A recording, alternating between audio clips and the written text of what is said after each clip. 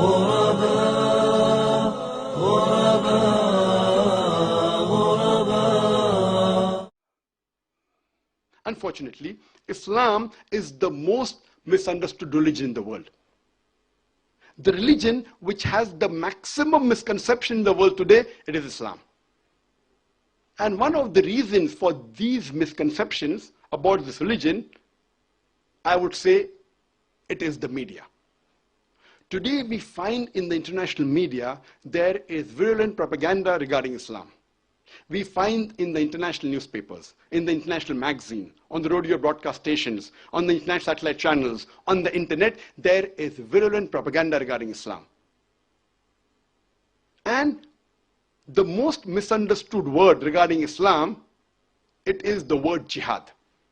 It is not only misunderstood by the Muslims, because of the media, it's also misunderstood by the non-Muslims.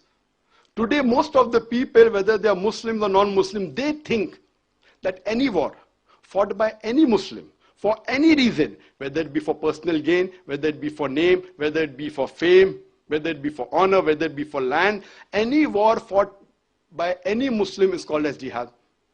Jihad does not mean any war fought by any Muslim for any reason. Jihad comes from the Arabic word jahada, which means to strive, which means to struggle. In the Islamic context, jihad means to strive and struggle against one's own evil inclination. Jihad also means to strive and struggle to make the society better. Jihad also means to strive and struggle against oppression. Jihad also means to strive and struggle in self-defense. So jihad basically means to strive and struggle. For example, if a student is striving and struggling to pass in the examination, in Arabic we'll say he's doing jihad. So jihad basically means to strive and struggle. Today, most of the Orientalists, they translate the word jihad as holy war. If you translate holy war into Arabic, it is Harbun Muqaddasa. And this word Harbun Muqaddasa appears nowhere in the Quran, nowhere in any sayings of the Prophet Muhammad Sallallahu Alaihi Wasallam. This word holy war, if you go back into history, was first used for the Crusades. When the Crusaders, they forced people to accept the religion of Christianity by force. And unfortunately today, it is used for the Muslims and Islam. Quran mentions explicitly in Surah Maida, chapter number 5, verse number 32. If anyone kills any other human being, unless it be for murder or for spreading corruption in the land, it is as though he has killed the whole of humanity. The Quran says, if any human being kills any other innocent human being, whether Muslim or non-Muslim, it is as though he has killed the whole of humanity. And the verse continues, if anyone saves any human being, whether Muslim or non-Muslim, it is as though he has saved the whole of humanity. I, being a student of comparative religion, I have not come across any verse in any scripture besides the Quran which is so explicit against terrorism, against killing innocent human being. It says that if any human being kills any other human being who is innocent, whether Muslim or non-Muslim, it is as though you have killed the whole of humanity. And I have not come across any verse in any other scripture, any other religious scripture besides the Quran, which promotes the prevention of terrorism. And it says, if any human being saves any human life, whether Muslim or non-Muslim, it is as though you have saved the whole of humankind.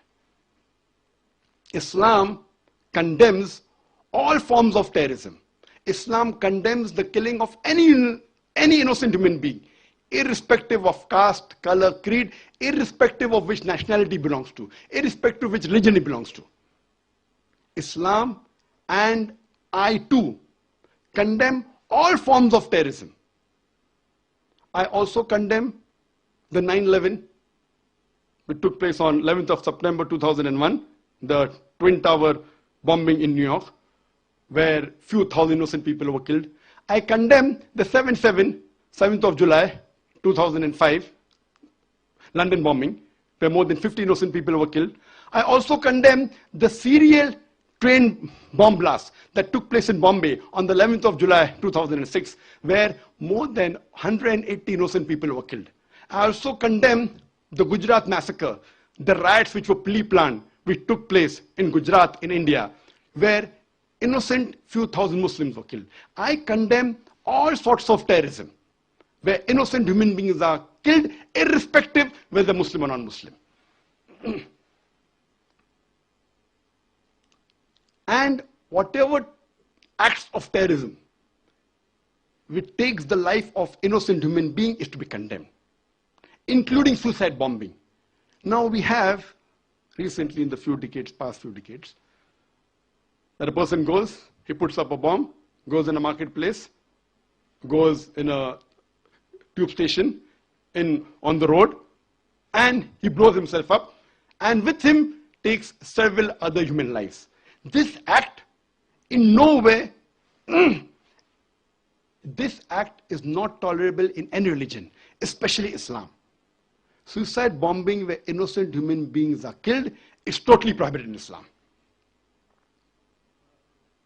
Unfortunately, though Islam is a religion which condemns all sorts of terrorism, all acts of terrorism that took place in the past, which is even taking place in this 21st century, even though it condemns, unfortunately, today, the media portrays Islam as a religion which promotes terrorism. Every community has its black sheep. Every community has its black sheep. And I'm also aware that there are black sheep in the Muslim community. What does the media do? The media picks up the black sheep of the Muslim community and they portray as though they're exemplary Muslims. Because of this today, we find that most of the people think that Islam promotes terrorism. If you read the Quran, if you read the sayings of the Prophet, Islam amongst all the religion is at the foremost in condemning the killing of innocent human beings.